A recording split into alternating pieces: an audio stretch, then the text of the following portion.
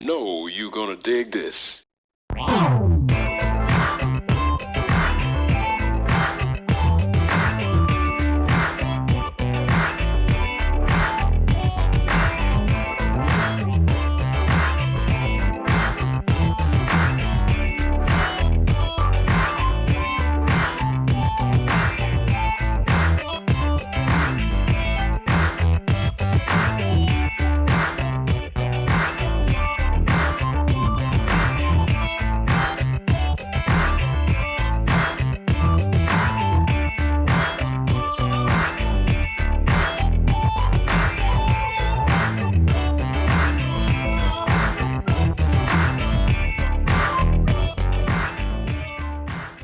Hi, this is Stan the Man Brooks, host of the Funk Music Hall of Fame and Exhibition Center's award-winning show, Funk Chronicles, recorded live here at DATV Studios in Dayton, Ohio.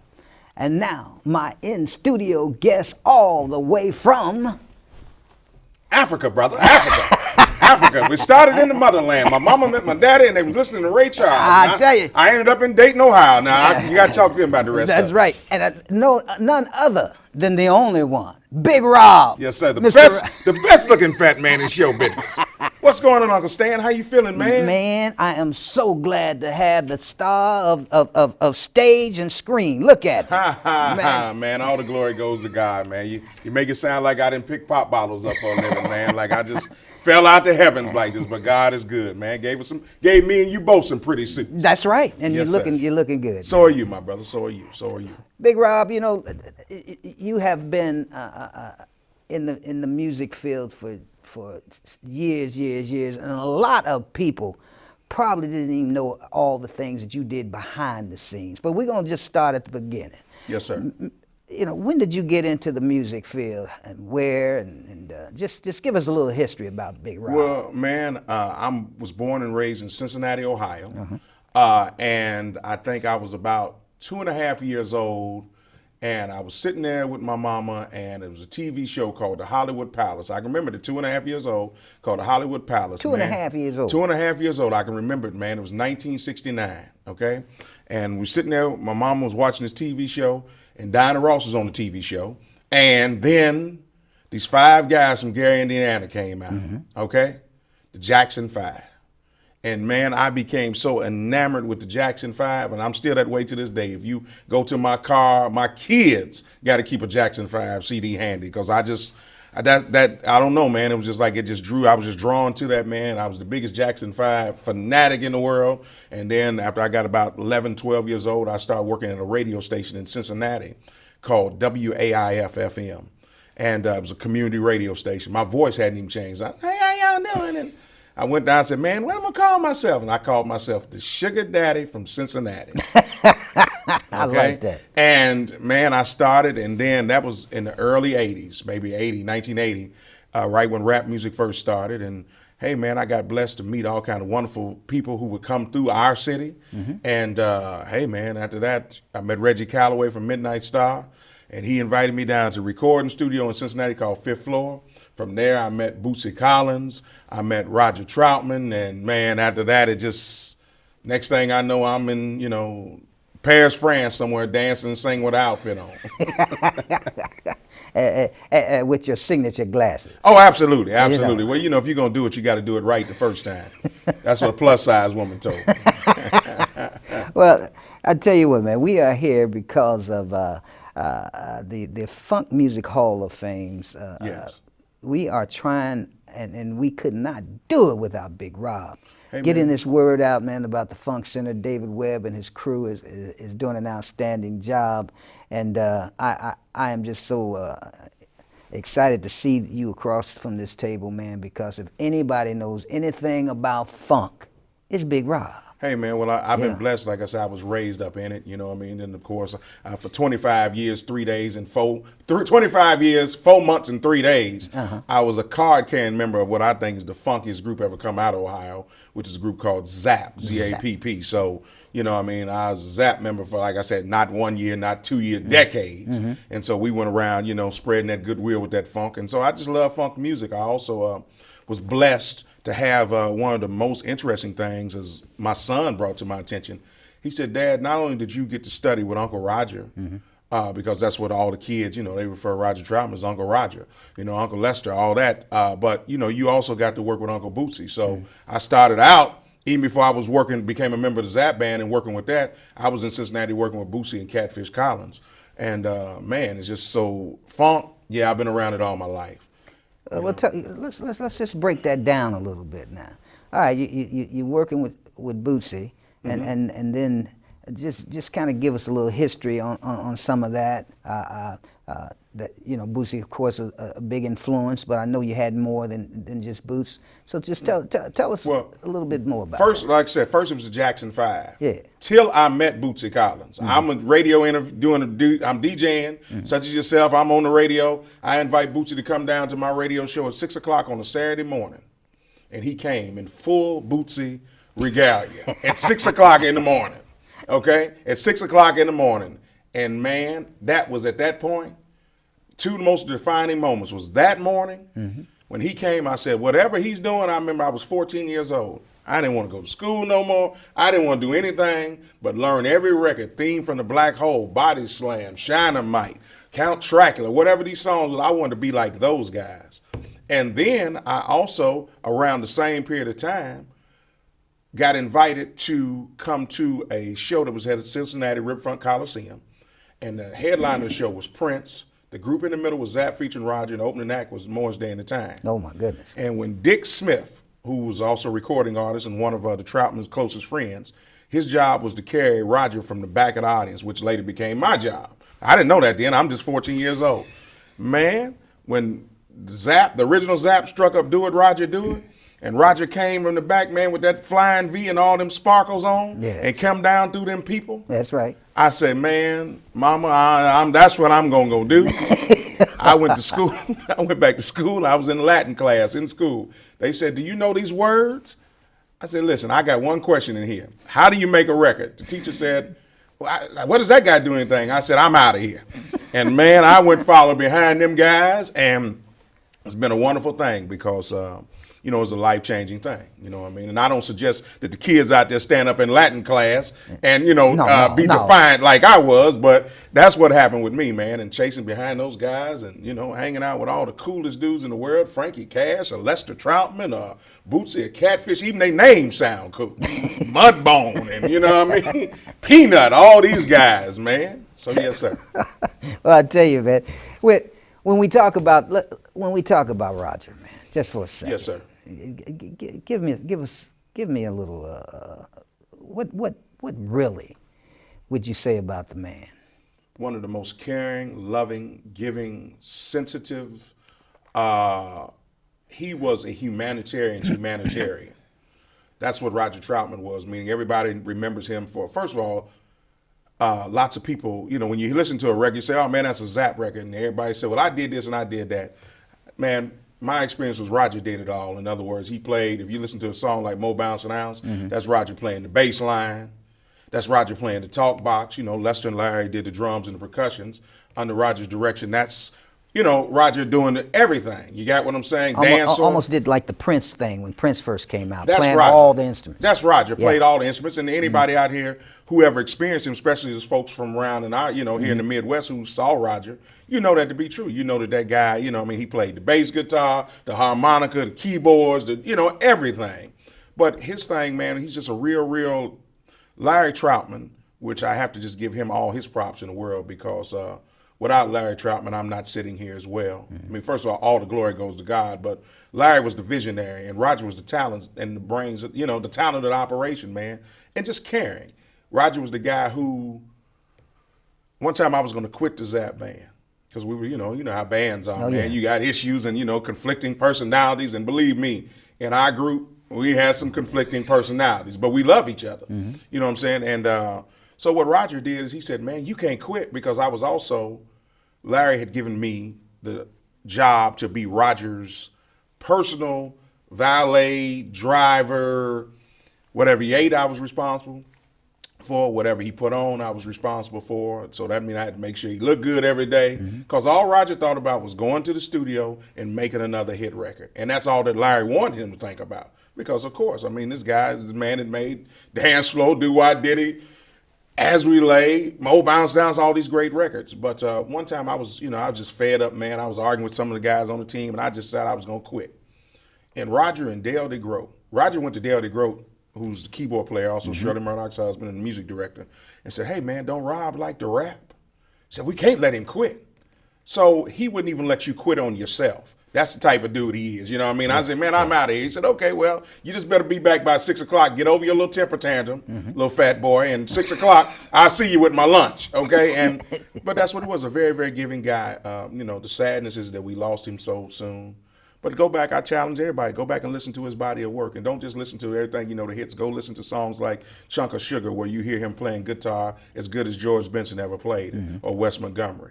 Go back and just listen to some of that stuff and just listen to the arrangements and say, wow.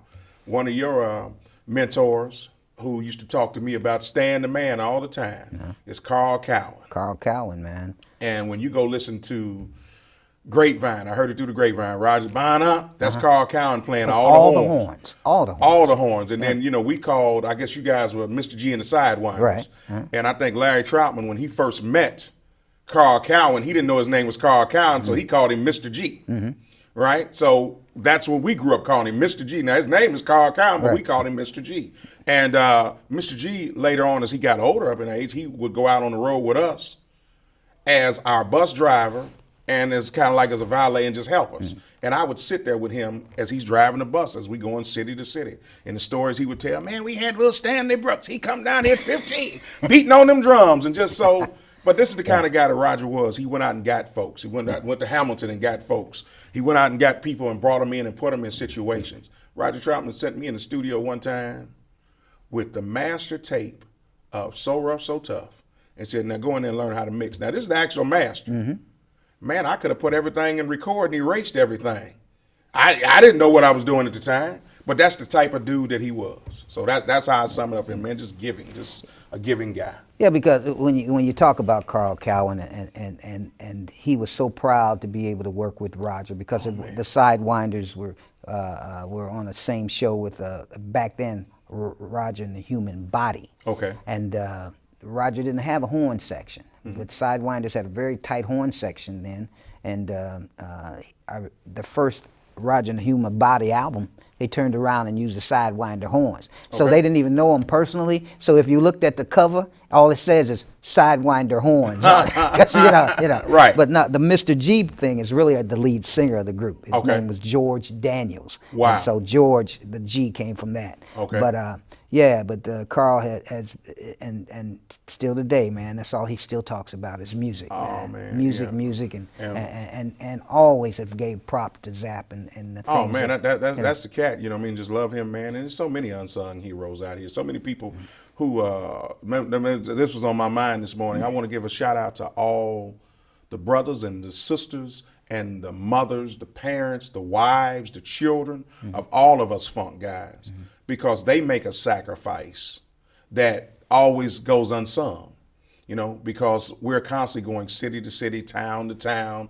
We constantly playing. So that means that when my daughter was in first grade and she got an A, lots of times I was on a plane or a bus or a train somewhere going to Sapporo, Japan or Las Vegas or somewhere trying to put bread on the table. So daddy don't necessarily be at home. And that's all of us, you know what I mean?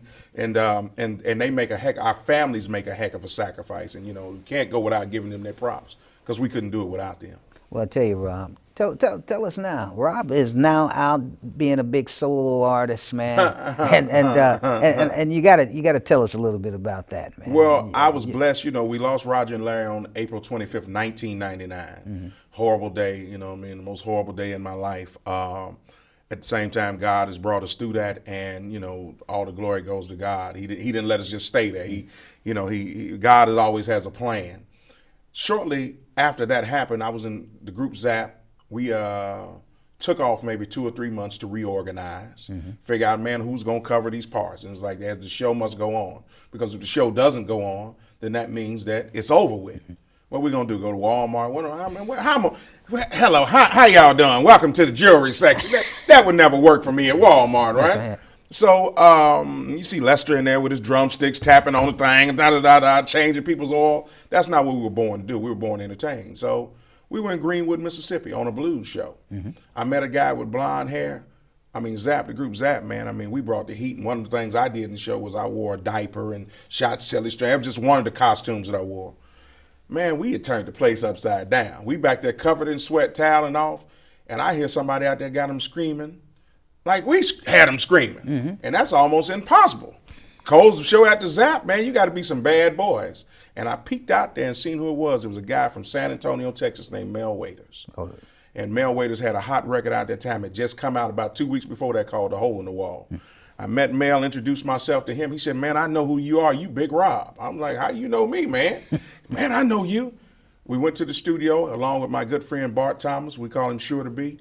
And Mel flew us down to Jackson, Mississippi, Malico Records. And I did the Big Robb remix of The Hole in the Wall.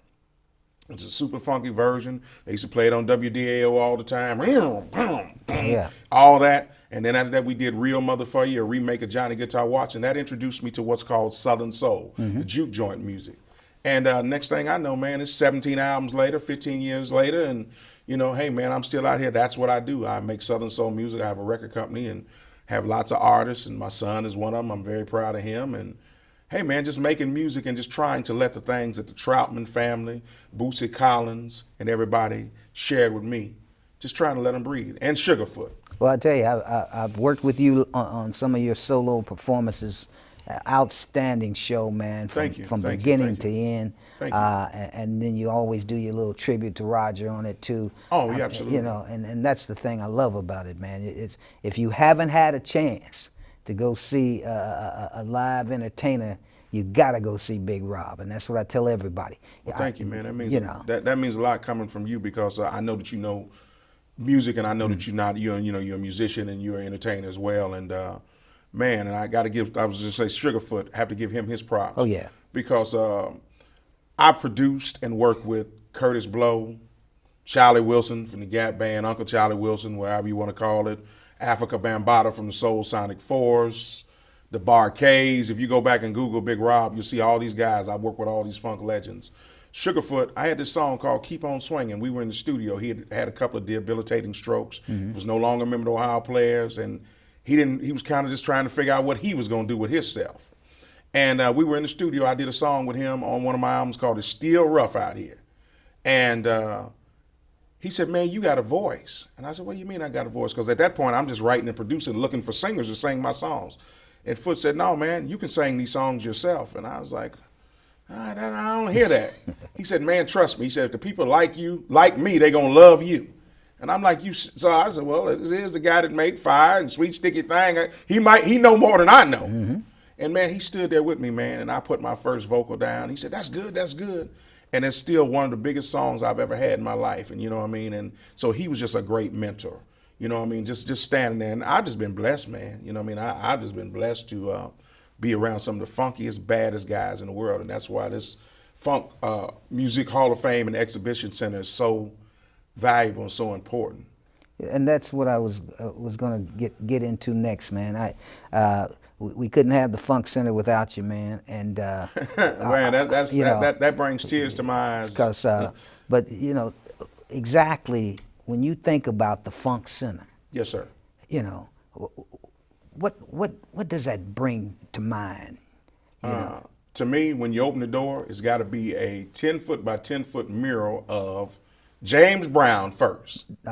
That's James Brown's got to be there. Then after that, when you walk through, you got to see these big murals and wonderful outlays of Roger Troutman, Bootsy Collins, Sly and the Family Stone. Oh my goodness, man, Lakeside. You know what I mean, Slave. Oh man, you got to have a thing right there talking about Mark Adams' room and the things that he brought to it.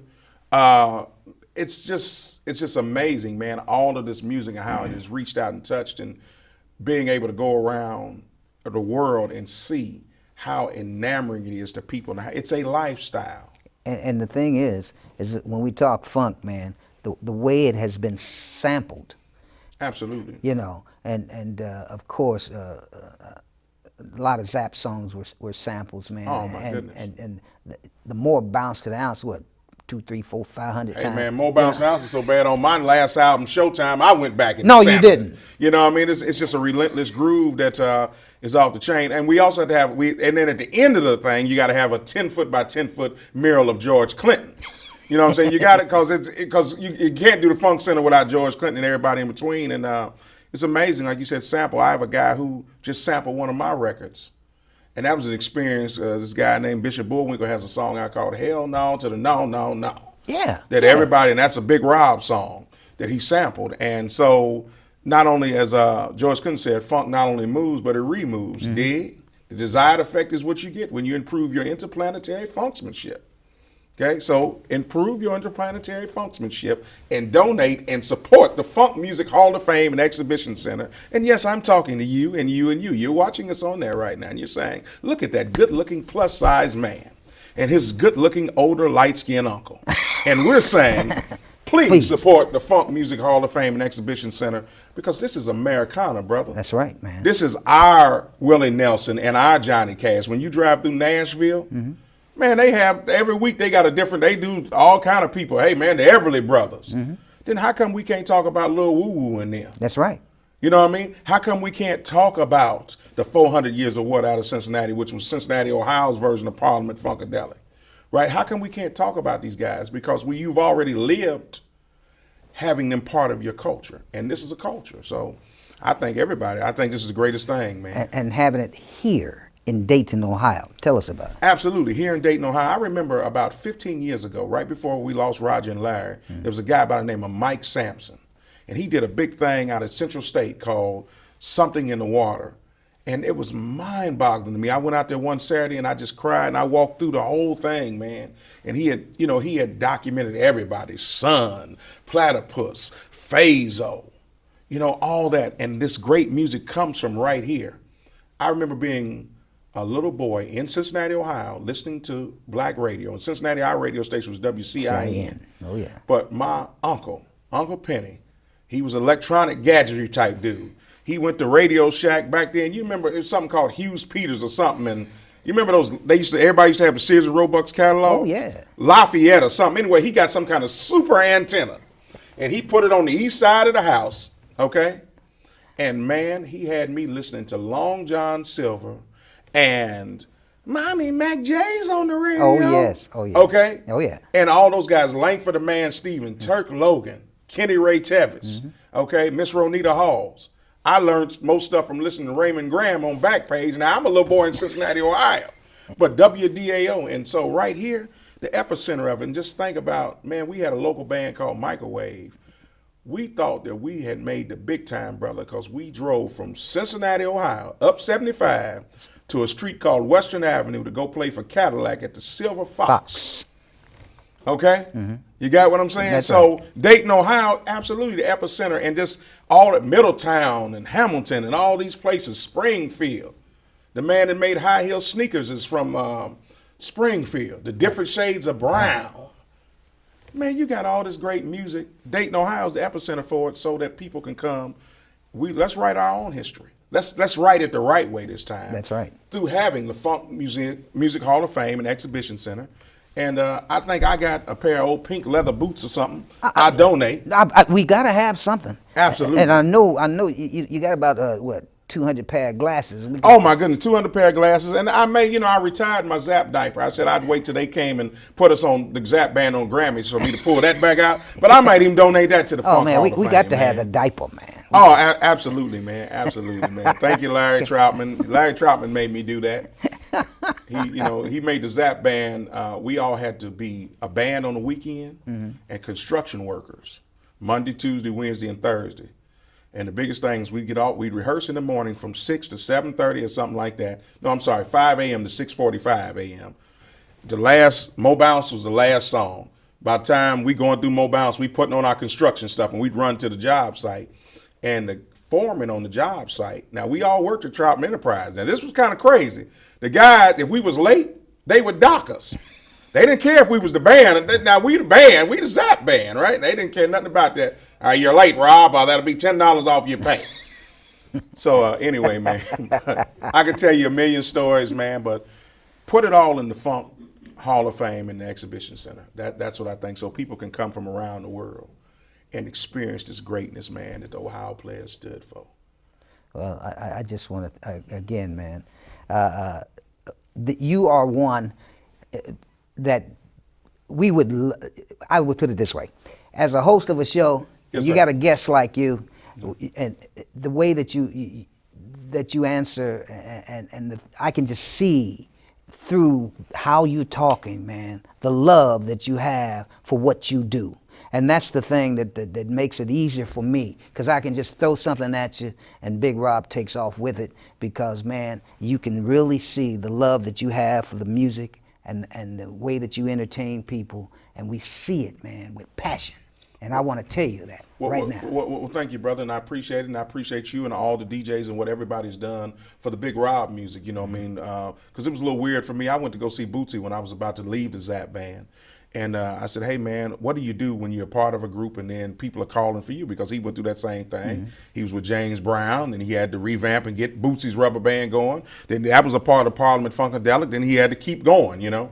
And he said, man, just follow God. So that's what I do. You know, just follow God. And for anybody out there that's listening, you know, just God, all the glory goes to him, man. You know what I mean? Just hold on to him, because he's got the real hookup for you. And Stan, as I don't want to get too serious, I got to keep it entertaining, because Roger Troutman told me you always got to be entertaining. That's right.